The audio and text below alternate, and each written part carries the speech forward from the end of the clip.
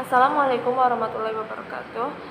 Kami dari kelompok 8 dengan anggota saya Lailatul Fajriati NIM 19172331 dan rekan saya Adi dengan NIM 1817402261 akan menjelaskan tentang agama Buddha, yaitu dari segi kekuatan sosial, politik, ekonomi, aliran keagamaan Buddha, relasi agama Islam dan agama Buddha.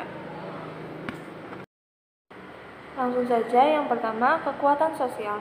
Agama Buddha di Banyumas, di Indonesia, bahkan di seluruh dunia, dikenal sebagai agama yang sedikit memiliki konflik maupun kekerasan yang mengatasnamakan ajaran agama.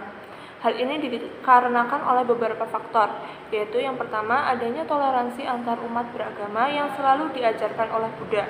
Yang kedua, Buddha tidak pernah memaksa orang lain untuk menjadi pengikutnya. Yang ketiga, tidak merasa paling benar. Dan yang terakhir, tidak membenci penentang Buddha, Dhamma, dan Sangha. Yang kedua yaitu kekuatan politik. Pada dasarnya, agama Buddha tidak melarang umatnya untuk berpolitik. Namun yang harus diperhatikan dalam berpolitik adalah melandasi politik yang ada dalam kehidupan bermasyarakat dengan cinta kasih, kemurahan hati, dan kebijaksanaan, serta menghindari dari kebencian atau dosa, keserakahan atau loba, dan kegelapan batin atau moha.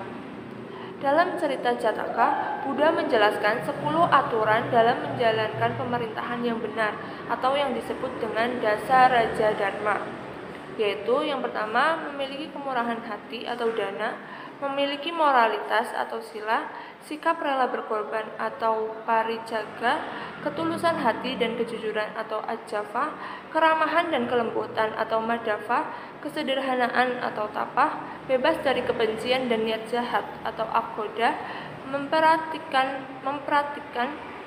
kesabaran atau khanti, dan menghargai pendapat orang lain atau avirodhana.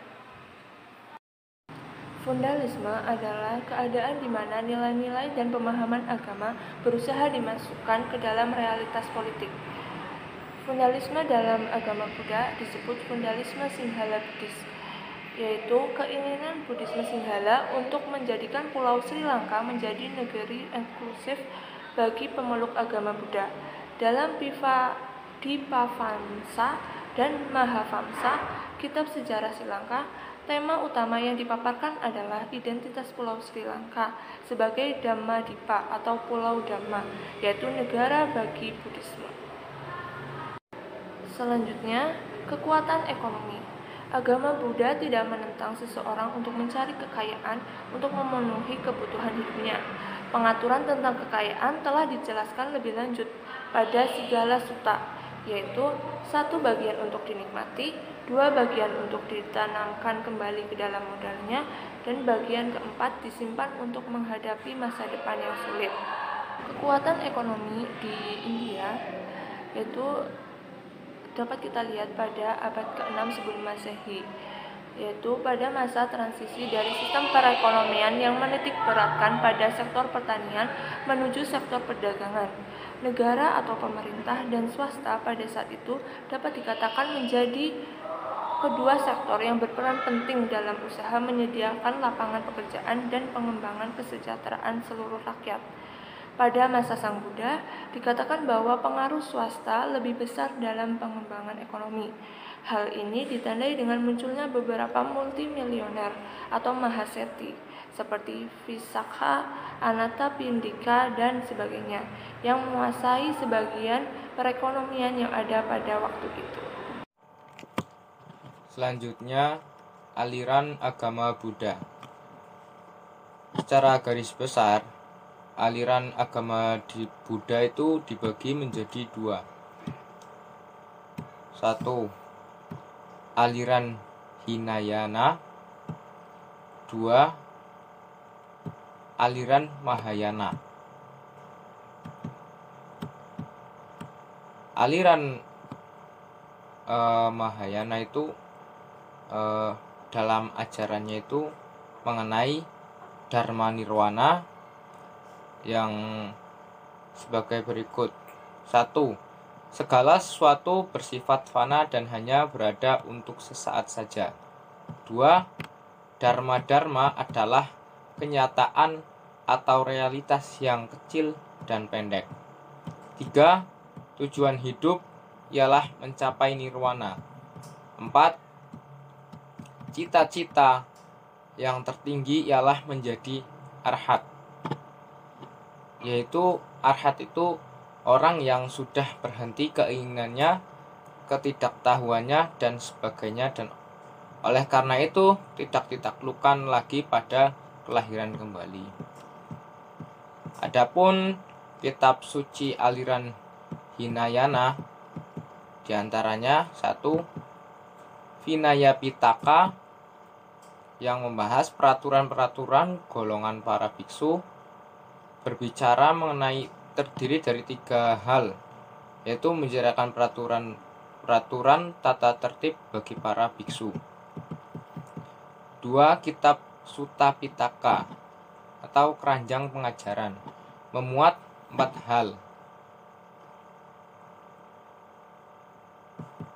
Yang ketiga, Abhimandama Pitaka, berisi analisis ajaran Buddha. 2. Aliran Mahayana. Ajaran Mahayana dilahirkan di India dan digunakan atas 3 pengertian utama. 1. Sebagai tradisi yang masih berbeda. Mahayana merupakan kumpulan terbesar dari 2 tradisi agama Buddha yang ada sekarang ini.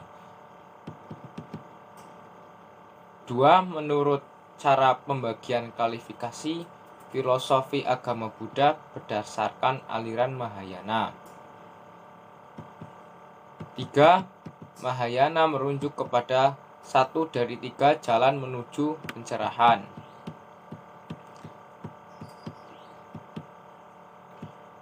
Selanjutnya, perbedaan aliran Hinayana dan Mahayana. 1. Jika aliran Buddhisme Hinayana dan pada dasarnya memandang manusia sebagai pribadi yang persamaan haknya tidak bergantung kepada penyelamatan orang lain. Aliran Mahayana berpendirian sebaliknya. 2. Aliran Hinayana berpendapat bahwa nasib manusia di dalam alam semesta ini terletak di tangannya sendiri. Tidak ada dewa-dewa ataupun kekuatan yang melebihi manusia untuk membantunya mengatasi kesulitan hidup ini. Bagi aliran Mahayana, adanya rahmat bagi semua orang merupakan suatu kenyataan. Kedamaian yang ada di dalam hati semua manusia disebabkan karena adanya suatu kekuatan tanpa batas yang berakar dalam nirwana. 3. Dalam aliran Hinayana, kebijakan utama adalah bodhi, kearifan yang lebih mengutamakan perbuatan yang tidak mementingkan diri sendiri dari perbuatan aktif mencari kebenaran. Aliran Mahayana menempatkan istilah lain sebagai pusat perhatiannya, yaitu karuma, kasih sayang. 4. Aliran Buddhisme Hinayana berpusat pada rohib. Yang selanjutnya, relasi umat Islam dan Buddha.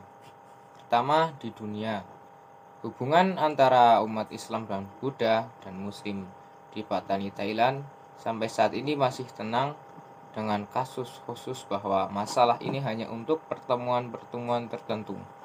Meskipun demikian, umat Islam dan Buddha sendiri tidak memiliki masalah yang mengarah pada bentrokan dan berbagai macam pertanyaan, mengingat baik Islam maupun Buddha secara konsisten saling menghormati dan saling membantu dalam hal kebaikan.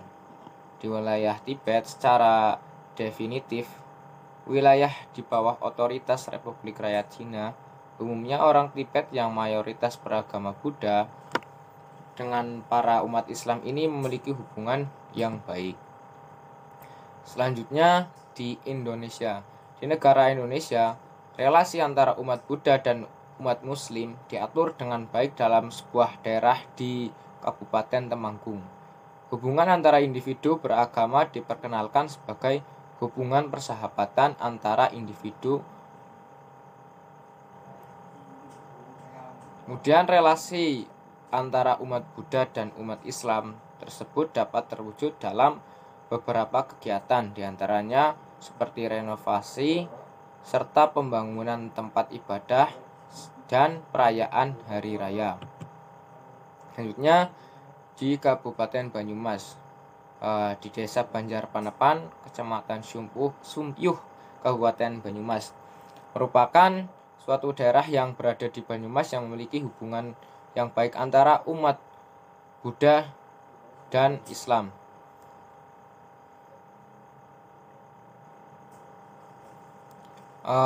Penganut kepercayaan Buddha dalam sebuah referensi budaya dan pengembangan wisata dapat terjalin dengan baik karena adanya nilai-nilai yang mendasarinya. Mungkin itu dari saya, terima kasih.